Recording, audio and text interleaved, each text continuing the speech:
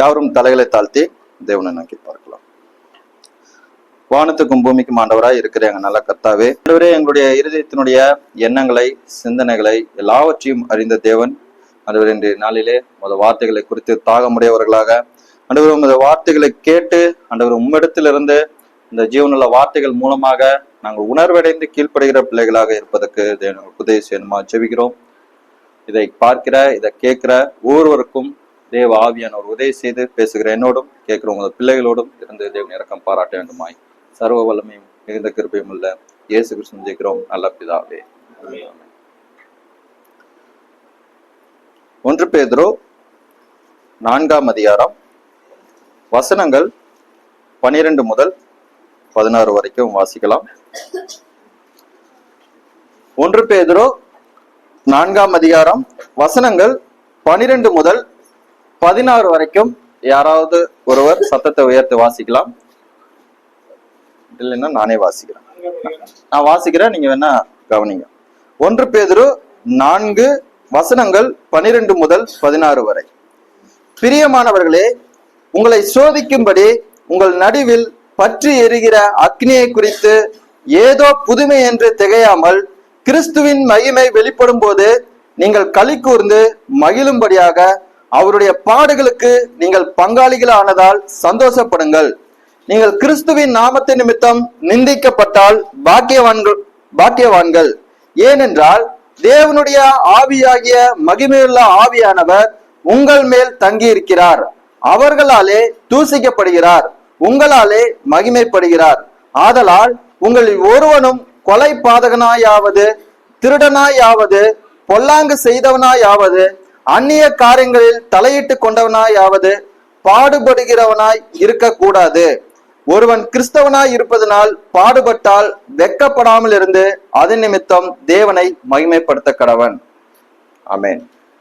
கிறிஸ்துவனுடைய நுகத்தை ஏற்றுக்கொண்டு கிறிஸ்துவனிடம் கற்றுக்கொண்டு அவர்கள் கிறிஸ்துவோடு பயணிக்கும் போது அவருடைய நுகம் மெதுவாயும் அவருடைய சுமை இலகமாயும் இருக்கும் என்பதை நாம் இதுக்கு முன்பாக செய்திகளில் கற்பித்திருந்தோம். அப்ப கிறிஸ்துவின் நுகத்தை நீங்கள் ஏற்றுக்கொள்கிறவர்களாக, கிறிஸ்துவ நுகத்தை ஏற்றுக்கொண்டவர்கள் அவரிடத்தில் கற்றுக்கொண்டவர்களாக இருக்கும்போது கிறிஸ்து உங்களோட கூட இருக்கிறார். ஆதலால் நீங்கள் என்ன பண்ண வேண்டும்?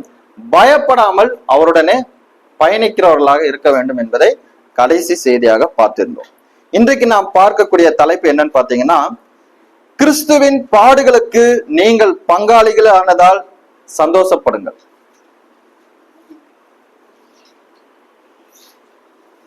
ஒன்று பேதுரு 4ஆம் அதிகாரம் 13ஆம் வசனத்துல வாசிக்கிறோம். அவருடைய பாடுகளுக்கு நீங்கள் பங்காளிகளானதால் சந்தோஷப்படுங்கள் என்று பேதுரு இந்த இடத்தில் குறிப்பிடுகிறதை பார்க்கிறோம். நீங்கள் அப்படி பாடுபட்டு கிறிஸ்து மகிமையிலே வெளிப்படும் போது நீங்கள் களி கூர்ந்து மகிழும்படியாக நீங்கள் அவருடைய பாடுகளுக்கு நீங்கள் பங்காளிகளாக இருப்பீர்களானால் உங்களை பார்த்து நானும் சொல்கிறேன், சந்தோஷப்படுங்கள் என்று. ஏனென்றால் நீங்கள் கிறிஸ்துவின் நாமத்தின் நிமித்தம் நிந்திக்கப்பட்டால் பாக்கியவான்கள் என்று அதுக்கு அடுத்த வசனத்துல சொல்லப்படுகிறதை பார்க்கிறோம். அப்ப சோதனை என்பது நல்லதா கெட்டதா? பாடுகள் என்பது நல்லதா கெட்டதா? துன்பம் என்பது நல்லதா கெட்டதா? உபத்திரவம் என்பது நல்லதா கெட்டதா? உலக பிரகாரமாக இதே கேள்வியை நீங்க வைப்பீர்களானால் அவர்களை பொறுத்த மட்டில் அது கெட்டது. நீங்கள் ஆவிக்குரியவர்களாக கிறிஸ்துவை விசுவாசித்து கிறிஸ்துவை பின்பற்றுகிறவர்களாக நீங்கள் பூமியில ஜீவிப்பவர்களாக இருப்பீர்களானால் நீங்கள் சொல்லுகிற பதில் என்னவாக இருக்கும் பார்த்தீங்கன்னா, அது நல்லது என்று சொல்ல வேண்டும். ஏனென்றால் நீங்கள் பாக்கியவான்கள். கிறிஸ்துவுக்குள்ளாக பாடுகளையும் உபத்திரங்களையும் துன்பங்களையும் அனுபவிக்கிற நீங்கள் பயப்படாமல் சந்தோஷமாய் அதை எதிர்கொள்ளுகிற ஒரு நபர்களாக இருக்க வேண்டும். இதே 1 பேதுரு 5ஆம் அதிகாரம் 1 பேதுரு 1ஆம் அதிகாரம் 5ஆம் வசனத்துல இருந்து பாருங்களேன். 1 பேதுரு வெளிப்பட ஆயத்தமாக்கப்பட்டிருக்கிற ரட்சிப்புக்கு ஏதுவாக விசுவாசத்தை கொண்டு தேவனுடைய பலத்தினாலே காக்கப்பட்டிருக்கிற உங்களுக்கு அந்த சுதந்திரம் பரலோகத்தில் வைக்கப்பட்டது. விசுவாசத்தை கொண்டு தேவனுடைய பலத்தினாலே காக்கப்பட்டிருக்கிற உங்களுக்கு அந்த சுதந்திரம் பரலோகத்தில் வைக்கப்பட்டிருக்கிறது. கிறிஸ்துவை விசுவாசிக்கிற உங்களுக்கான சுதந்திரம் தேவனுடைய பலத்தினாலே காக்கப்பட்ட அந்த சுதந்திரம் எங்க வைக்கப்பட்டிருக்கிறது? பரலோகத்தில் வைக்கப்பட்டிருக்கிறது. இதிலே நீங்கள் மிகவும் சந்தோஷப்படுகிறீர்கள். என்றாலும் துன்பப்பட வேண்டியது அவசியம்.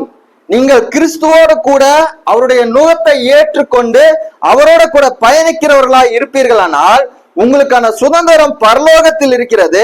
துன்பப்பட வேண்டியது உங்களுக்கு அவசியமாக இருக்கிறது. துன்பப்படுகிறதுனாலே நீங்கள் பரலோகத்தில் உங்களுக்கு சுதந்திரமாக வைத்திருக்கக்கூடிய அந்த நன்மையான ஈவுகளை தேவனிடத்திலிருந்து என்ன பண்ணுவீங்க?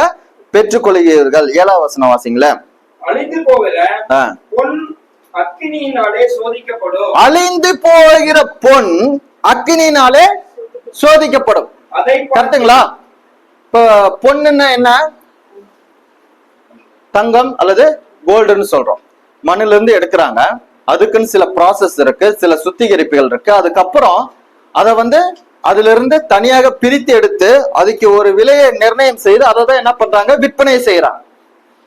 அழிந்து போகிற பொன் அக்கினியிலிருந்து உருக்கி அதனுடைய சேப்பு அதனுடைய வடிவம் கொண்டு வந்து அது நமக்கு கிடைக்கும் போது அதனுடைய விலை உயர்ந்து காணப்படுகிறது. இன்றைக்கு இந்தியாவுல தங்கத்தை அதிகமாக விரும்புகிறவர்கள் யாருன்னு பாத்தீங்கன்னா இந்திய பெண்களாக இருக்கிறாங்க. இந்தியாவில தான் அதிகமான தங்கம் உபயோகப்படுத்துகிறதாக இருக்கிறது. அப்படிப்பட்ட அக்கினியினால் சோதிக்கப்படுகிற பொன்னை பார்க்கிலும் அதிக விலையேற பெற்ற உங்கள் விசுவாசம் சோதிக்கப்பட்டு, இங்க பாருங்களேன், பொண்ணுக்கு ஒரு விலை நிர்ணயம் செய்யப்படுகிறது. கரெக்டா? உங்களுடைய விசுவாசத்துக்கு ஏதாவது விலை இருக்கா? விலை மதிப்பற்ற விசுவாசம் உங்களிடம் இருக்கிறது. விலை மதிப்பற்ற விசுவாசம் உங்களிலே இருக்கும் போது அந்த விசுவாசத்தை கொண்டு நீங்கள் அதில் நிலைத்திருந்து தொடர்ந்து வளர்வதற்கு உங்களுக்கு சோதனை அவசியமா? அவசியம் இல்லையா? ஒரு தங்கமா வருவதற்கு அதை அக்னியினாலே அதை சோதித்து தான் தங்கத்தை வராங்க. அப்பதான் ஒரு விலை, ஒரு நல்ல விலை உயர்ந்த விலையை நிர்ணயம் செய்யறாங்க. கரெக்டா? அப்ப விலை மதிப்பற்ற உங்களுடைய விசுவாசத்திலே நீங்கள் நிலைத்திருந்து தொடர்ந்து வளர்வதற்கு அது சோதிக்கப்பட வேண்டியது மிக மிக மிக அவசியம்.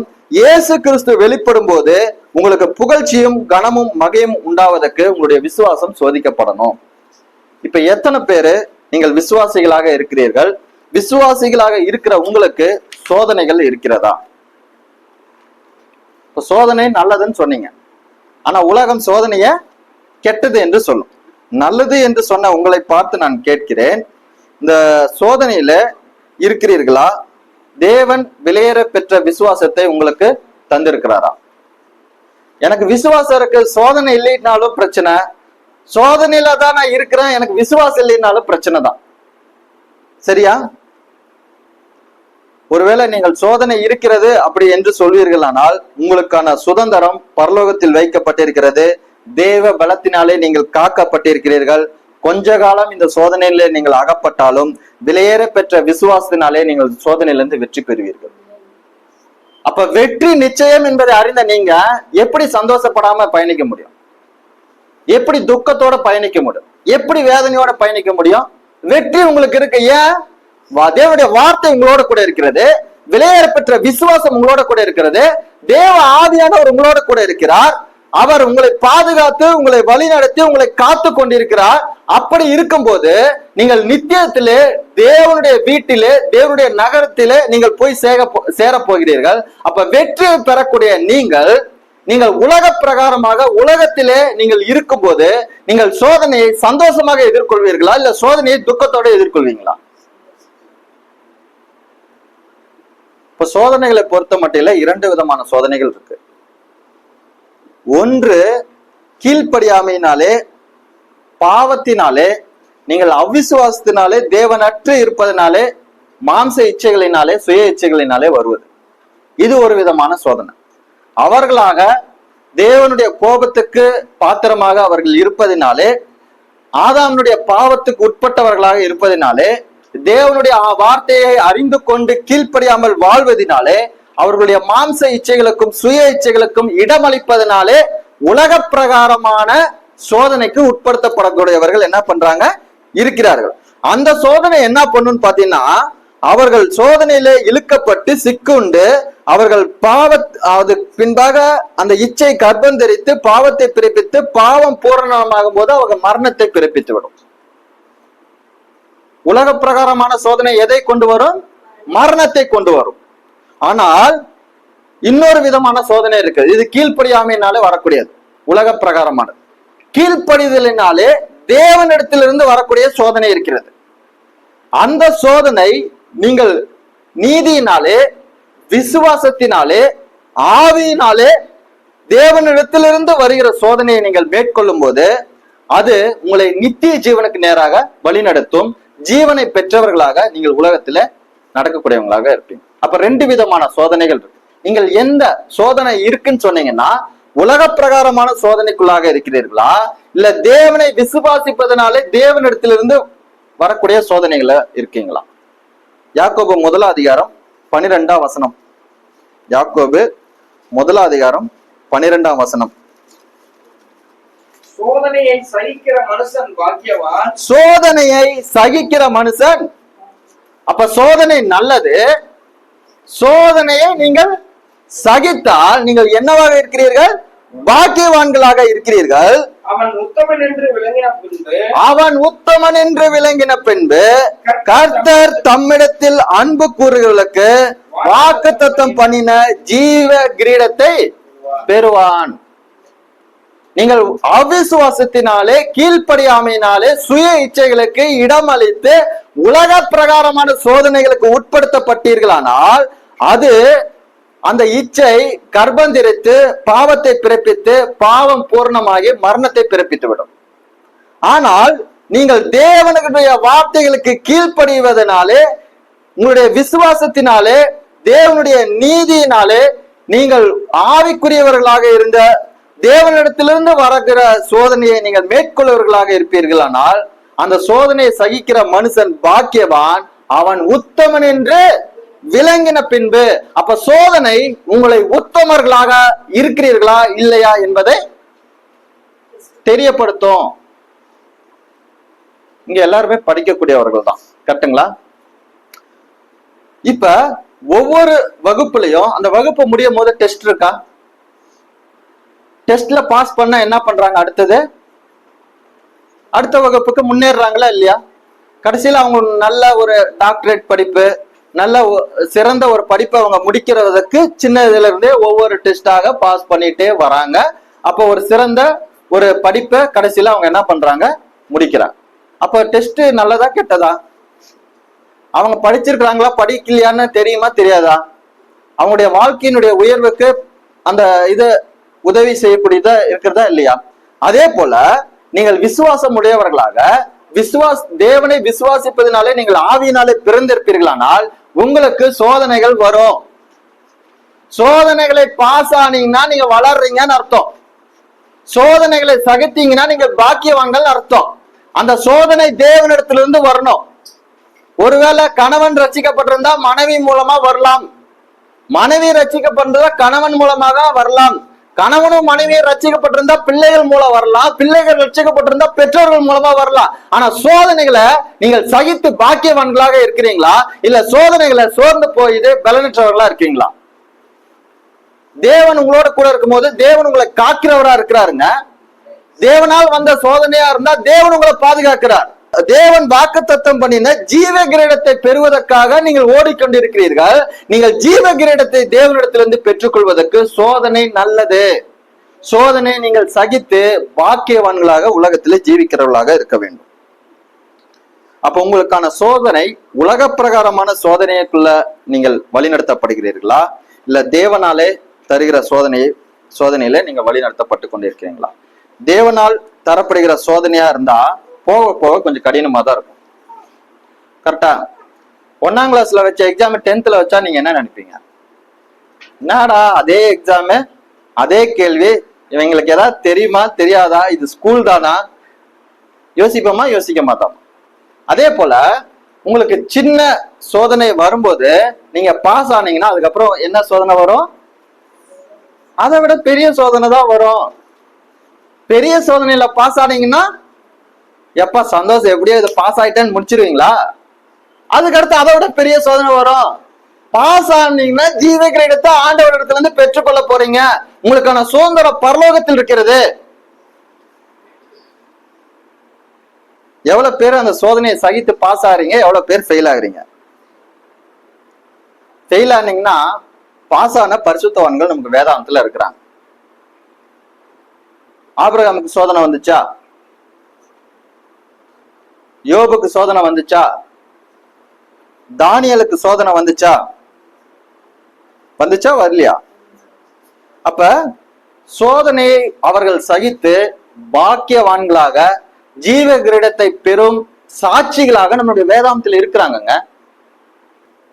அப்ப நீங்கள் உங்க கூட இருக்கிறவங்கனால நன்மை மட்டும்தான் வரும்னு நினைக்காதீங்க. சோதனைகள் வரலாம்.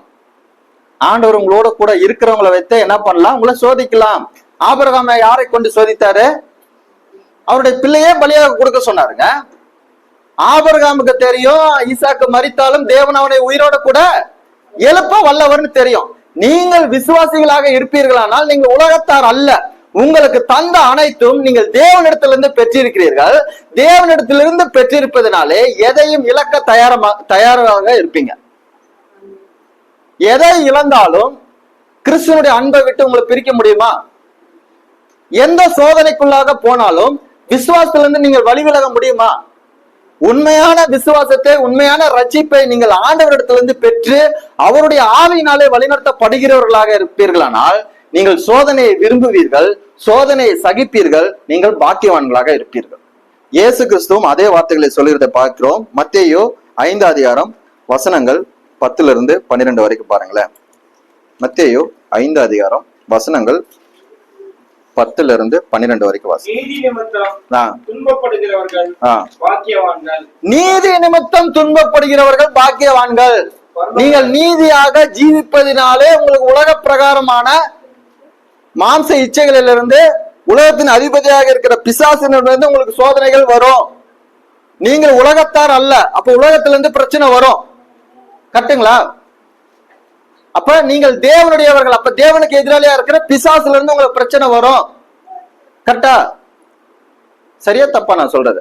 அப்ப நீங்கள் விசுவாசத்தினாலே நீதிக்குள்ள வந்தீங்கன்னா உங்களை அநியாயமாக உங்களை அவதூறு கிளப்புவாங்க, அநியாயமாக குற்றப்படுத்துவாங்க, உங்களை தொடர்ந்து குறை சொல்லுவாங்க. ஆனால் நீங்கள் நீதி நிமித்தம், நீங்கள் செய்கிற நீதி நிமித்தம் நீங்கள் துன்பப்படுகிறவர்களாக இருப்பீர்களானால் நீங்கள் பாக்கியவான்கள். பரலோக ராஜ்யம் அவர்களுடையது. என் நிமித்தம் உங்களை நிந்தித்து துன்பப்படுத்தி, என் நிமித்தம் உங்களை துன்பப்படுத்தி, நீங்கள் கிறிஸ்துவை பின்பற்றவர்களாக, கிறிஸ்துவை விசுவாசிப்பவர்களாக இருப்பதினாலே, கிறிஸ்துவை அறிவிக்கிறவர்களாக இருப்பதினாலே நீங்கள் துன்பப்படுத்தப்பட்டால் என்ன சொல்றாருங்க? பலவிதமான தீமையான மொழிகளையும் உங்கள் பேரில் பொய்யாய் சொல்வார்களானால், அப்படி யாராவது உங்களுக்கு சொல்றாங்களா? கிறிஸ்துவின் நிமித்தம் உங்களுக்கு துன்பம் வந்திருக்கிறதா? கிறிஸ்துவின் நிமித்தம் பலவிதமான தீமையான மொழிகளிலே உங்கள் மீது பொய்யாய் சொல்லுகிறவர்களாக இருக்கிறாங்களா? இப்ப இவ்வளவு பேரை ஆண்டவர் எனக்கு ஒரு குடும்பமாக கொடுத்து அவர்களிடத்தில் ஆண்டவருடைய வார்த்தையை சொல்லும்படியாக என்னை உருவாக்குவதற்கு என்னுடைய சோதனைகளுக்கு மத்தியிலும் நிராகரிப்பு மத்தியிலும் தாங்க என்னை தேவன் வழி நடத்தினாரு. அதனால சோதனைகளின் மத்தியிலே, துன்பங்கள் மத்தியிலே, எனக்கு வந்த பாடுகளின் மத்தியிலே நான் பயப்படாமல் சந்தோஷமாக இருந்ததுனாலே நானும் உங்களை பார்த்து சொல்லுகிறேன், கர்த்தருக்குள்ளாக நீங்கள் என்ன பண்ணுங்கள்? சோதனையின் போது பயப்படாமல் சந்தோஷமாக இருங்கள். நீங்கள் பாக்கியவான்களாக இருப்பீர்கள். நீங்கள் கிறிஸ்துவ நிமித்தமாய் வருகிற சோதனைகளிலே, நிந்தனைகளிலே, தீமையான மொழிகளை உங்கள் பேரில் சொல்வார்களானால் நீங்கள் என்னவாக இருங்கள்? பாக்கியவான்களாக இருங்கள் என்று சொல்லிட்டு அடுத்து 12 வசனம் வாசிங்களேன். சந்தோஷப்பட்டு களி கூறுங்கள். கிறிஸ்துவ நிமித்தமாக உங்களுக்கு பாடு, உபத்திரவம், துன்பம், நிந்தை வந்தால் நீங்கள் என்ன பண்ணலாம்? சந்தோஷப்படுங்கள். நீங்கள் எத்தனை பேரு துன்பத்தின் மத்தியில சந்தோஷப்படுறீங்க? உங்களுக்கான பலன் பரலோகத்தில் உங்கள் பலன் மிகுதியாக இருந்திருக்கும். உங்களுக்கு முன்னிருந்த தீர்க்கதரிசிகளையும் அப்படியே துன்பப்படுத்தினார்களே. ஆண்டவருக்கென்று நீங்கள் விசுவாசம் உள்ள பிள்ளைகளாக ஜீவிக்கும் போது உங்களுக்கு சோதனைகள் வரும். ஆண்டவருடைய நாமத்தை நீங்கள் அறிவித்து ஆண்டவருடைய வார்த்தைக்கு கீழ்ப்படிந்து நடப்பதினாலே உங்களுக்கு துன்பம் வரும், உங்களுக்கு நிந்தை வரும், உங்க மீது அவதூறு சொல்லுவாங்க, பொய்யா குற்றச்சாட்டு சொல்லுவாங்க, உங்களை நிந்திப்பாங்க, உங்களை தலைவடைய செய்வாங்க, சோர்வடைய செய்வாங்க. இருந்தாலும் ஆண்டவருடைய வார்த்தை உங்களுக்கு சொல்லுகிறது, நீங்கள் என்ன பண்ணுங்க? சந்தோஷப்பட்டு களி கூறுங்கள். சந்தோஷம் உங்களுடைய நிறைவா இருக்கணும். ஏன்? எந்த ஒரு நிந்தனை வந்தாலும், எந்த ஒரு அவதூறு வந்தாலும், எந்த ஒரு பொய் குற்றச்சாட்டு வந்தாலும், எந்த தீமையான வார்த்தைகளை உங்கள் மீது சொன்னாலும் தேவன் உங்களோட கூட இருக்கிறாருங்க. எந்த சமயத்திலும் உங்களை காக்கிறதுல இருந்து அவர் விலகிறது இல்ல. எந்த சமயமும் உங்களோட கூட இருக்கிற தேவன் உங்களை விட்டு விலகிறது இல்ல. எல்லா சூழ்நிலைகளும் உங்களோட கூட தேவன் இருக்கிறார் என்பதை நீங்கள் அறிந்து விசுவாசித்து அவரோட கூட பயணிக்கும் போது நீங்கள் எப்பொழுதும் சந்தோஷமுடையவர்களா இருப்பீங்க. இப்ப உங்களுக்கு பிரச்சனை வரும்போது ஆண்டவர் விட்டுட்டு போயிடறான்னு நினைக்கிறீங்களா? நோவா 1 ஆண்டு காலமாக ஜலப்பிரளயத்தின் போது பேழையில இருந்தார். நோவாவோட கூட யார் இருந்தா? தேவன் இருந்தாருங்க. தேவன் கொடுத்த வார்த்தை இருந்தது. தேவன் அவர்களோடு இருந்தார், அவர்களை பாதுகாத்தார். அதுக்கப்புறம் என்ன பண்றாங்க? உலகத்தினுடைய நியாய தீர்ப்புல இருந்து நோவாவும் அவங்க குடும்பமும் மீட்கப்பட்டதை பார்க்கிறோம். 400 வருட இஸ்ரவேலர்களுக்கு அடிமைத்தனம். தேவன் யாரோட கூட வாக்குத்தத்தம் பண்ணி உடன்படிக்கை செய்தார்? ஆபிரகாம் கூட. ஆபிரகாம் கூட தேவன் வாக்குத்தத்தம் செய்து உடன்படிக்கை செய்யும் போது 400 வருடம் உன்னுடைய மக்கள் அந்நிய தேசத்துல என்ன பண்ணுவாங்க? ஒரு சந்ததியார் அடிமைகளாக உபத்திரவப்படுவார்கள் என்று சொல்லியிருந்தார். அப்ப தேவன் சொன்ன வாக்குத்தத்தத்தை தேவன் நிறைவேற்றுகிறவராய் இருக்கிறார். அவருடைய வார்த்தையை வாக்குத்தத்தத்தை நீங்கள் விசுவாசித்து நடக்கும்போது 400 ஆண்டுகள் தேவன் அவர்களோடு கூட இருந்தாருங்க. தேவன் அவர்களை நிலைத்தருளினால் போட்டிருக்கிறாரு. தேவன் பஸ்கா அந்த இரவிலே தேவன் எகிப்திலிருந்து இஸ்ரேல் ஜனங்களுக்கு மீட்பை ஏற்படுத்தினார்னு பார்க்கிறோம். மீட்பை ஏற்படுத்தினதுக்கு அப்புறம் 40 ஆண்டுகள் வனாந்தரத்தில் தேவன் விட்டுட்டு போயிட்டாரா? அக்னி ஸ்தம்பமாக மேக ஸ்தம்பமாக அந்த ஜனங்களுக்கு முன்னாக வழி நடத்தின தேவன்க தொடர்ந்து ஆபிரகாம்கிட்ட செய்த உடன்படிக்கையை முழுமையாக நிறைவேற்றி நம்முடைய பஸ்காவாக கிறிஸ்து ஆபிரகாமுடைய, ஈசாக்கினுடைய, யாக்கோபினுடைய யூதா கோத்திரத்துல வந்து தாவீதுனுடைய சந்ததியில வந்து அவர் உலகத்தினுடைய பாவத்தை சுமந்து தீர்க்கிற தேவ ஆட்டுக்குட்டியாக மறித்து அடக்கம் பண்ணப்பட்டு உயிர் தெழுந்து இப்பொழுது அவர் இஸ்ரவேலுக்கு மாத்திரமல்ல புறஜாதிகளுக்கு ரட்சிப்பு அருளும்படியாக பூமியில் உள்ள வம்சங்கள் எல்லாம் ஆசீர்வதிக்கப்படும் ஆபிரகாம்கிட்ட தேவன் வாக்குத்தத்தம் பண்ணார்ல, அந்த வாக்குத்தத்தத்தினுடைய நிறைவேறுதலாக கிறிஸ்து நம்மளோட கூட இருந்து அந்த ஆசீர்வாதத்துக்குள்ள நம்மளையும் அந்த விசுவாசத்தினால முற்பதாக்களாக இருக்கக்கூடிய அவங்களோட கூட தேவன் நம்மளை இணைத்திருக்கிறாருங்க. அப்ப வாக்குத்தத்தம் செய்து உடன்படிக்கை செய்த தேவன் உங்களோட கூட இருக்கிறாருன்னு நீங்கள் எண்ணி பார்க்கும் போது நீங்கள் பயப்படாதவர்களாக, அதே சமயம் சோதனையில நீங்கள் சோதனையை சகித்து சந்தோஷப்படுகிறவர்களாக இருப்பீங்க. இப்ப சோதனைக்குள்ளாக போகும்போது நீங்கள் சந்தோஷப்படுகிறவர்களா இருக்கிறீங்களா, இல்ல உலகத்தையும் உலக பிரகாரமான சிந்தனைகளினாலே சோர்வடையக்கூடியவங்களா இருக்கிறீங்களா?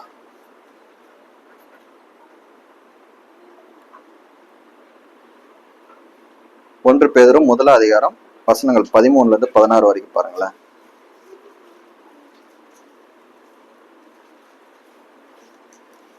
1 பேதுரு 1 அதிகாரம் வசனங்கள் 13-16.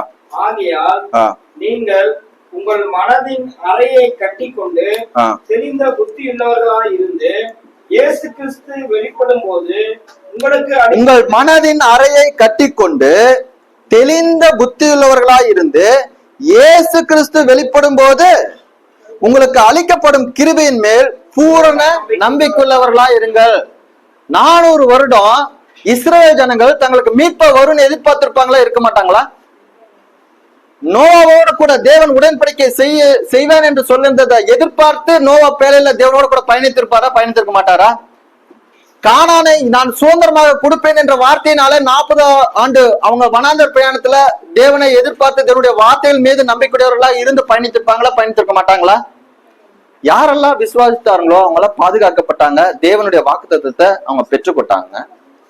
அதே போல நீங்களும் தேவனுடைய வாக்குத்தத்தத்தை விசுவாசிக்கிறவர்களாக இருப்பீர்களானால் பூரண நம்பிக்கை உள்ளவர்களா இருப்பீங்க தேவன் மீது. நம்பி அவரோட கூட நடக்கும்போது நீங்க எப்படி துக்கத்தோட நடப்பீங்க? சோதனையில சந்தோஷமா இருப்பீங்க. தேவன் உங்களோட கூட இருக்காருங்க, எப்படிங்க உங்களுக்கு பயம் வரும்? எப்படிங்க துக்கம் வரும்? எப்படிங்க வேதனை வரும்? அப்ப 14 வாசிங்களா?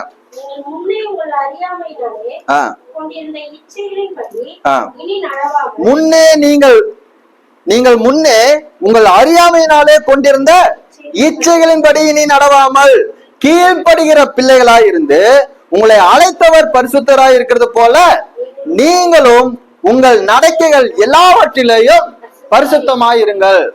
சோதனைகளிலே நீங்கள் தேவனோட கூட வழி நடந்து நீங்கள் சந்தோஷமாக பாக்கியம் பெற்ற ஒரு ஜனமாக வழி நடத்தப்படும் போது நீங்கள் என்ன பண்ணுவீங்கன்னா, முன்னே உங்களுடைய அறியாமையில கொண்டிருந்த இச்சைகளின்படி இனிமேல் நடக்க மாட்டீங்க. ஏன்? அந்த இச்சை பாவத்தை பிறப்பிக்கும், ஆனா கீழ்ப்படிதல் நீதியை பிறப்பிக்கும். கீழ்ப்படுகிற பிள்ளைகளாக நீங்கள் இருக்கும்போது அது பரிசுத்தத்துக்கு நேராக உங்கள் வழி நடத்தும். அப்ப உங்களுடைய நடக்கைகள் எல்லாவற்றிலும் பரிசுத்தம் உள்ளவர்களாக இருப்பீங்க. ஆண்டவர் பரிசுத்தம் உள்ளவராய் இருக்கிறார், ஆகையால் நீங்களும் பரிசுத்தராய் இருங்கள் என்று சொல்லுகிறார். அப்ப தேவன் பரிசுத்தம் உள்ள தேவன். அந்த பரிசுத்தம் உள்ள தேவனிடத்தில் நீங்கள் நடப்பதற்கு நீங்கள் சோதனையினாலே உங்களுடைய விசுவாசம் சோதிக்கப்படும் போது நீங்கள் பயப்படாமல் சந்தோஷமாக அவரோட நடக்கிறவங்களா இருக்கணும். எத்தனை பேர் அந்த மாதிரி நடக்கிறீங்க?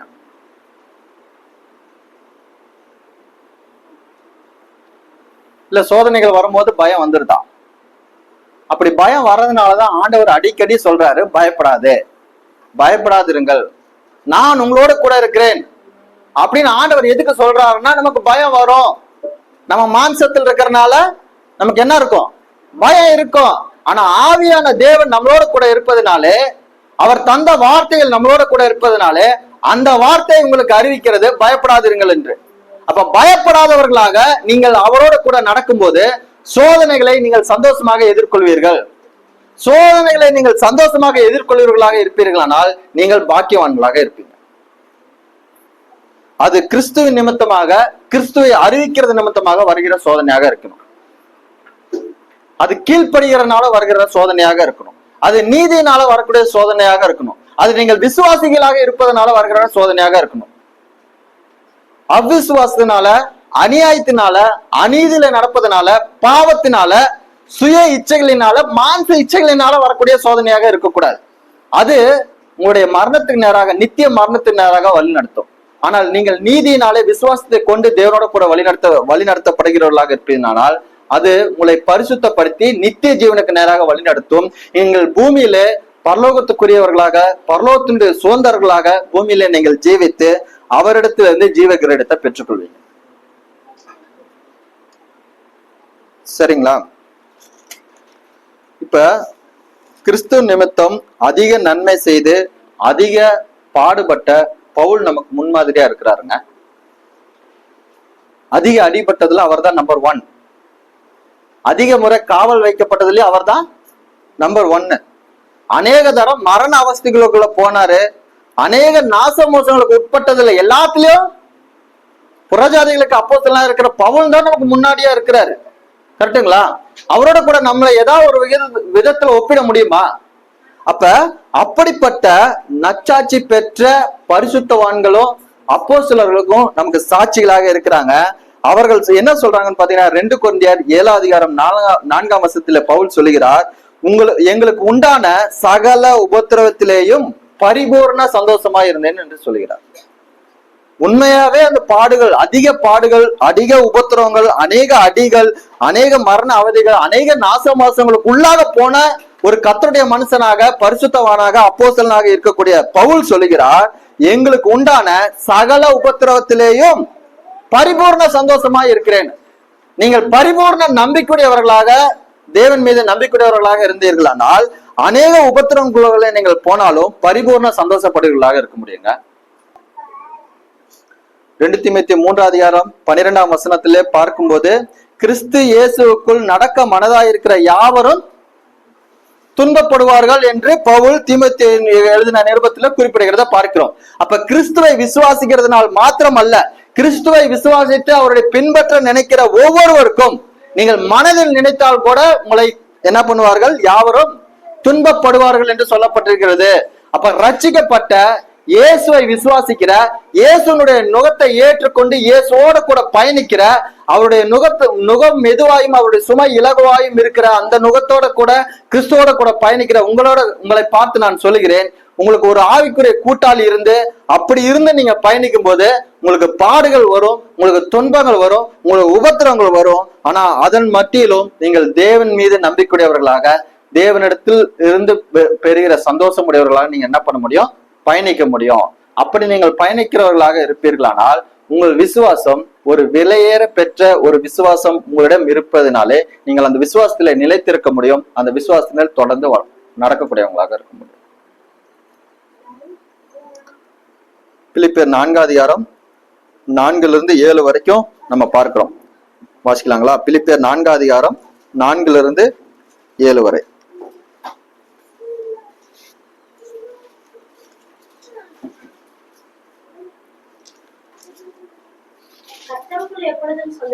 கர்த்தருக்குள் எப்பொழுதும் சந்தோஷமா இருங்கள். எப்பொழுதும்னா நீங்கள் எப்ப விசுவாசிகளாயே எப்ப மரணத்தை சந்தித்து தேவனோட கூட போய் சேர போறீங்களோ அப்ப வரைக்கும் சந்தோஷமா இருங்க. உங்களுடைய சந்தோஷம் குறைய வேணாங்கிறாரு. எப்பொழுதும் சந்தோஷமா இருங்கள், சந்தோஷமா இருங்கள் என்று நான் மறுபடியும் சொல்லுகிறேன். உங்கள் சாந்த குணம் எல்லா மனுஷருக்கும் தெரிந்திருப்பதாக கர்த்தர் உங்களுக்கு சமீபமாய் இருக்கிறார். நீங்கள் கிறிஸ்துவிடம் இருந்து கற்றுக்கொண்டு அவர் சாந்தமும் மனத்தாழ்மையும் உடையவராய் இருக்கிறது போல நீங்களும் சாந்த குணம் உடையவர்களாக இருப்பீர்களானால் எல்லா மனுஷருக்கும் அது தெரிந்திருக்கும். கர்த்தர் உங்களுக்கு சமீபமா இருக்கிறார். நீங்கள் எப்பொழுதும் சந்தோஷமா இருக்க முடியுங்க. அப்ப சந்தோஷமாக உங்க கிறிஸ்தவ கூட்டாளியோடு இணைந்து கிறிஸ்துவனுடைய நுகத்தை ஏற்றுக்கொண்டு கிறிஸ்துவனுடைய வார்த்தையின் மீது நம்பிக்கையுடையவர்களாக நீங்கள் சோதனைக்கு உட்படுத்தப்படும் போது நீங்கள் சந்தோஷமா தான் அதை ஃபேஸ் பண்ணுவீங்க. கரெக்டா? அப்ப நித்தியத்துக்கு போகிற பயணத்துல உங்களுக்கு சோர்வுகளும் தளர்வுகளும் வரும்போது நீங்கள் கிறிஸ்துவ கூட்டாளியோடு இணைந்து நீங்கள் பயணிப்பீர்களானால் கிறிஸ்துவின் நுகம் உங்கள் மீது இருந்து அவருடைய சுமை உங்களுக்கு இலகுவாக இருக்குமானால் அவருடைய நம்பிக்கையான வாக்கு தத்தங்கள் இருக்கிறது, அவருடைய நம்பிக்கையான வார்த்தைகள் இருக்கிறது. நீங்கள் ஜீவ கீரடத்தை அவரிடத்திலிருந்து பெற்றுக்கொள்வதற்கான பயணத்துல இருக்கிறீங்க. அப்ப அந்த பயணத்துல நீங்கள் முடிவை நீங்கள் பார்த்து நீங்கள் பயணிக்கிறவர்களாக இருப்பீர்களானால் நீங்கள் துக்கப்படுகிறவர்களாக இருக்க மாட்டீங்க. என்ன பண்ணுவீங்க? சந்தோஷப்படுகிறவர்களாக இருப்பீர்கள். 5-6 வாசிங்களா? எல்லாரும் சேர்ந்து வாசிக்கலாங்களா? 6, 7. நீங்கள் ஒன்றுக்கும் கவலைப்படாமல் எல்லாவற்றையும் குறித்து உங்கள் விண்ணப்பங்களை ஸ்தோத்திரத்தோட கூடிய ஜெபத்தினாலும் வேண்டுதலினாலும் தேவனுக்கு தெரியப்படுத்துங்கள். அப்பொழுது எல்லா புத்திக்கும் மேலான தேவ சமாதானம் உங்கள் இருதயங்களை உங்கள் சிந்தனைகளை கிறிஸ்து இயேசுக்குள்ளாக காத்துக்கொள்ளும். அப்ப உலகமும் உலகத்தினுடைய அதிபதியாக இருக்கக்கூடிய பிசாசும் அனைத்தும் உங்களை தாக்கும் போது நீங்கள் ஒன்றுக்கும் கவலைப்படாமல் நன்றியோடு கூட ஜெபத்தினாலும் விண்ணப்பத்தினாலும் தேவனுக்கு தெரியப்படுத்தணும்னா இருக்கணுங்க. நீங்கள் முதல்ல உங்களுக்கு இருக்கிற சூழ்நிலைகளை தேவனிடத்துல தெரியப்படுத்துங்க. தேவன் உங்களோட கூட இருக்கிறதுனால நீங்கள் ஜெபிப்பதற்கு முன்பாகவே நீங்கள் இன்னது செய்ய வேண்டும் என்பதை அறிந்து நன்மையான ஈவுகளை தருகிற தேவன் உங்களோட கூட இருக்கிறார். அவர் உங்களோட கூட அனைத்தும் அறிந்திருந்தாலும் நீங்கள் அவரிடம் உங்களுடைய சூழ்நிலைகளை உங்களுக்கான காரியங்களை நீங்கள் ஸ்தோத்திரத்தோட ஜெபத்தினால வேண்டுதல்னால அவருக்கு தெரியப்படுத்தணும்னு விரும்புறார். கம்யூனிகேஷன் ஆண்டவர் விரும்புறார். ஆண்டவர் இடத்துல பேச ஆரம்பிங்க. உங்க பிரச்சனைகளுக்கான தீர்வை மனுஷர் இடத்துல எதிர்பார்க்காதீங்க. அவனே ஏற்கனவே பிரச்சனை இருக்கான், அவன் எப்படி உங்களுக்கு தீர்வு கொடுப்பான்? பரிசுத்தரா இருக்கிற நம்மை சிருஷ்டிகரா இருக்கிற தேவனிடத்தில் தெரியப்படுத்துங்கள்.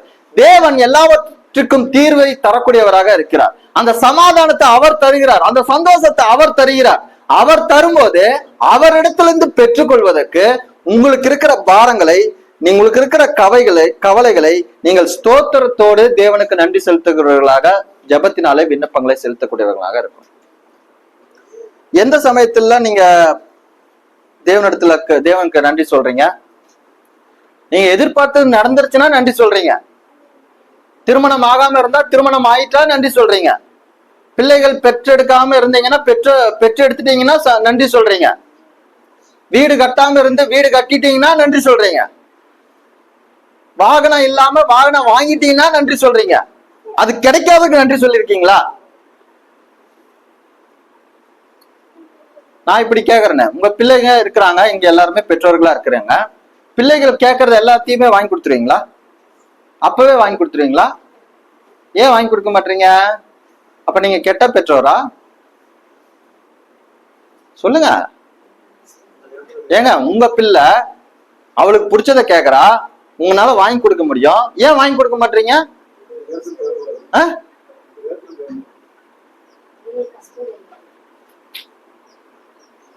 பிள்ளைகள் அவங்க வளரக்கூடியவங்க, அவங்களுக்கு சில விஷயங்களை சிந்திக்க தெரியாது, யோசிக்க தெரியாது, எது நன்மைன்னு தெரியாது. ஆனா பெற்றோர்களுக்கு நல்லா தெரியுமா? எது கொடுத்தா நல்லதுன்னு யாருக்கு தெரியும்? பெற்றோர்களுக்கு தெரியும். அப்ப உங்களை ரட்சித்த தேவனுக்கு தெரியுமா தெரியாதா உங்களுக்கு எதை கொடுக்கணும் கொடுக்க கூடாதுன்னு? அப்ப நன்மையான ஈவுகளை தர அறிந்த நீங்கள் தேவனிடத்தில் உங்களுடைய பாரங்களை, உங்களுடைய கவலைகளை நன்றியோட, நீங்கள் ஸ்தோத்திரத்தோட, ஜபத்தினாலே, விண்ணப்பத்தினாலே தெரியப்படுத்தும் போது தேவனுக்கு தெரியாதாங்க எது கொடுக்கணும் எது கொடுக்க கூடாதுன்னு? நீங்க நினைச்சிட்டு இருக்கீங்க ஆண்டவரை இப்ப கொடுங்கன்னு. ஆண்டவருக்கு தெரியுது எப்ப கொடுக்கணும்னு. கரெக்டா? பல்லே வளரல பிள்ளைக்கு, கடிக்கிற மாதிரி ஏதாவது கொடுப்பீங்களா? கடிச்சு சாப்பிட்ற மாதிரி ஏதாவது கொடுப்பீங்களா? ஆனா அவன் என்ன யோசிப்பான்? கடிச்சா நல்லா இருக்கும். குழந்தைதான், அதுக்கு என்னங்க தெரியும்? பல்லு வளர்றதுக்கு முன்னாடி ஏதாவது கடிக்கணும் போல இருக்குமா இருக்காதா? ஆனா எப்ப அதுக்கு திரவ உணவு கொடுக்கணும், எப்ப திட உணவு கொடுக்கணும், எப்ப அந்த கடினமான உணவு கொடுக்கணும்னு யாருக்கு தெரியும்? பெத்தவங்களுக்கே தெரியும் போது உங்களை ரட்சித்த ஆண்டவருக்கு தெரியாதா? அப்ப பிரச்சனைகளுக்கான தீர்வை ஆண்டவரிடத்துல நன்றியோட தெரியப்படுத்துங்க. வாகனம் கிடைக்கலினாலும் நன்றி சொல்லுங்க, வீடு கிடைக்கலினாலும் நன்றி சொல்லுங்க, திருமணம் ஆகலினாலும் நன்றி சொல்லுங்க, பிள்ளைகள் பெற்றெடுக்க முடியலனாலும் நன்றி சொல்லுங்க. உங்களுக்கு எதை எப்ப எப்படி கொடுக்கணும்னு ஆண்டவருக்கு தெரியும். ஆனா நான் நினைச்சிட்டு இருக்கேன் எனக்கு இதை இப்படி கொடுத்தா நல்லா இருக்கும்னு நான் யோசிச்சுட்டு இருக்கேங்க. உங்களுடைய அறிவு அறியாமையில நீங்கள் பேசுகிற காரியமாக இருக்கிறது. ஆனா தேவனுடைய அறிவு, நீங்கள் என்ன கேட்பீர்களோ அதுக்கு முன்பாகவே நீங்க என்னது கேட்பீங்கன்னு அறிந்தவருங்க உங்க ஆண்டவர். அப்ப பிரச்சனைகளுக்கான தீர்வு அவர் தரமாட்டாரா? எவ்வளவு பெரிய பிரச்சனையா இருந்தாலும், என்ன பிரச்சனை இருந்தாலும் தீர்வு ஆண்டவரிடத்தில் இருக்குதுங்க. நீங்கள் பூரண நம்பிக்கையுடையவர்களாக அவரோடு இணைந்து நீங்கள் பயணிக்கும் போது நீங்கள் சந்தோஷமாக உலகத்தை எதிர்கொள்வீர்கள். எல்லா புத்திக்கும் மேலான தேவ சமாதானம் உங்களுடைய இருதயத்தையும் உங்களுடைய சிந்தனையும் இயேசு கிறிஸ்துவுக்குள்ளாக காத்துக்கொள்ளும். அப்ப தேவனுடைய சமாதானம் உங்களை காத்திருக்கும் போது, தேவனுடைய பலனினாலே நீங்கள் காக்கப்பட்டிருக்கும் போது, தேவனுடைய வார்த்தையினாலே, தேவனுடைய ஆவியினாலே நீங்கள் உலகத்திலே நடக்கும் போது சோதனைகளை நீங்கள் சகிக்கிறவர்களாக இருப்பீர்கள், சோதனைகளை நீங்கள் மேற்கொள்ளவர்களாக இருப்பீர்கள். தொடர்ந்து சோதனைகளை மேற்கொண்டு விசுவாசத்திலே பலவான்களாக ஆவீங்க. ஆண்டவர் கொடுக்காத ஐக்கியத்தையும் ஆண்டவர் கொடுக்காத சமாதானத்தையும் நீங்களா ஏற்படுத்தணும்னு நினைக்காதீங்க. உங்களுக்கான தீர்வு பரலோகத்திலிருந்து வரணும். பரலோகத்தினுடைய தேவன் அந்த சந்தோஷத்தை தரணும், பரலோகத்தினுடைய தேவன் அந்த சமாதானத்தை தரணும். அவரிடத்திலிருந்து பெற்றுக்கொள்வதற்கு நீங்கள் உங்களுக்கு உண்டான கவலைகளிலும், சோதனைகளிலும், உபத்திரவங்களிலும், பாடுகளிலும், துன்பங்களிலும் நீங்கள் அதை நன்றியோடு கூட தேவனுக்கு தெரியப்படுத்துறவர்களாக இருக்கணும். கரெக்டா? அப்ப சோதனைகள் வரும்போது விலையேற பெற்ற உங்களுடைய விசுவாசத்தினாலே, நித்தியத்தில் உங்களை கொண்டு போய் சேர்க்கக்கூடிய ஆவியினாலே நீங்கள் மேற்கொள்ளும் போது நீங்கள் பாக்கியவான்களாக இருப்பீர்கள். பரலோக ராஜ்யம் உங்களுடையதாக இருக்கிறது. பரலோகத்தினுடைய தேவன் உங்களுக்கு அந்த சமாதானத்தை தந்திருக்கிறார். நீங்கள் அந்த தேவனிடத்திலிருந்து சமாதானத்தை பெற்றிருந்தனால் சோதனையை சந்தோஷமாக எதிர்கொள்வர்களாக இருப்பீர்கள். நீங்கள் சோதனையை சகித்து அதை எதிர்கொள்ளும் போது ஒரு நாளிலே விசுவாசத்திலே பலவான்களாக இருப்பீர்கள். அப்படிதான் பழைய ஏற்பாட்டினுடைய பரிசுத்தவான்கள் இருந்தாங்க. அவர்களுக்கு வந்த பாடு, அவர்களுக்கு வந்த உபத்திரவம், கல்லெறி உண்டார்கள், வாளால் அறுப்புண்டார்கள். இந்த மாதிரி சூழ்நிலைகள் எல்லாம் அவர்கள் விசுவாசத்தினாலே அவர்கள் ஜெயித்தார்கள். நீங்களும் உங்களுடைய விசுவாசத்தினாலே நீங்கள் என்ன பண்ண முடியும்? உலகத்தை ஜெயிக்க முடியும். எந்த ஒரு பாடு, துன்பமும், உபத்திரவும் தேவனிடத்துல இருந்து உங்களை பிரிக்க முடியாதுங்க. தேவனுடைய அன்புல இருந்து உங்களை பிரிக்க முடியாது. அப்ப தேவனுடைய அன்பிலே நீங்கள் நிலைத்திருந்து, தேவன் மீது நம்பிக்கை இருந்து, தேவனுடைய சமாதானத்தை பெற்று நீங்கள் பூமியிலே வழிநடத்தப்படும் போது சந்தோஷமாய் நீங்கள் சோதனையை எதிர்கொள்வர்களாக இருப்பீர்கள்.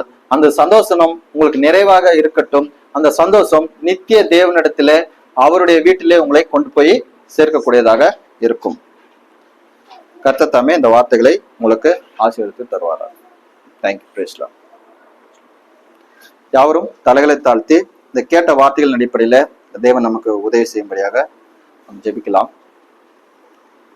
வானத்துக்கு பூமிக்கு ஆண்டவராய் இருக்கிற எங்க நல்ல கர்த்தாவே, ஆண்டவரே உமது வார்த்தைகளை நாங்கள் வாசித்து அறிந்து கேட்ட பொழுது ஆண்டவரே எங்களுக்குள்ள களி கூறுதல் உண்டாகிறது. ஆண்டவரே உமது ரட்சிப்பினுடைய சந்தோஷம் எங்களுக்குள்ள நிறைவாய் இருக்கிறது. ஆண்டவரே உமது வழிகளில உம்முடைய நுகத்தை ஏற்றுக்கொண்டு உம்மிடத்தில் கற்றுக்கொண்டு எங்களுடைய சக கூட்டாளியோடு பயப்படாமல் சந்தோஷமாய் பயணிக்க தேவன் எங்களுக்கு பாராட்டின தயவுக்காக நன்றி செலுத்துகிறோம். ஆண்டவரே சோதனைகளின் மத்தியிலும் தேவன் எங்களோடு கூட இருக்கிறீர் என்று வாக்குத்தத்தம் செய்திருக்கிறீர். ஆண்டவரே எங்களுக்கு ஜீவ கிரீடத்தை பரலோகத்தில கிறிஸ்துவை வெளிப்படும் நாட்களில நாங்கள் கிறிஸ்துவனிடமிருந்து பெற்றுக்கொள்வதற்கு நாங்கள் ஆயத்தமுடையவர்களா எங்களுடைய பயணத்தை நாங்கள் தொடர தேவன் எங்களுக்கு உதவி செய்யணுமா ஜெபிக்கிறோம்.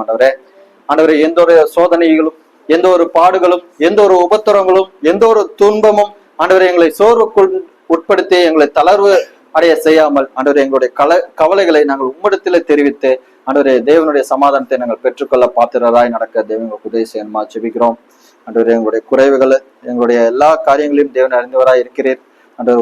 உம்முடைய நுகத்தை ஏற்றுக்கொண்ட நாங்கள் மெதுவாயும் இலகுவமாய் இருக்கிற உம்முடைய சுமையை நாங்கள் சுமக்க தேவன் எங்களுக்கு உதவி செய்யணுமா ஜெபிக்கிறோம்.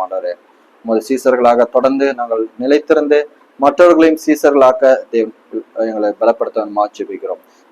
விசுவாசத்துல நாங்கள் பலவீனர்களாய் இராதபடி பலமுள்ளவர்களாக ஆக்குவதற்கு இந்த சோதனைகளை சந்தோஷமாய் நாங்கள் எதிர்கொள்ள தேவன் எங்களுக்கு கிருபை பாராட்டும். வருகிற நேரங்களை பொறுப்படுத்தி வழிநடத்த வேண்டுமாய் சர்வ வல்லமையும் நேர்ந்த கிருபையும் உள்ள இயேசு கிறிஸ்து ஜெபிக்கிறோம் நல்ல பிதாவே.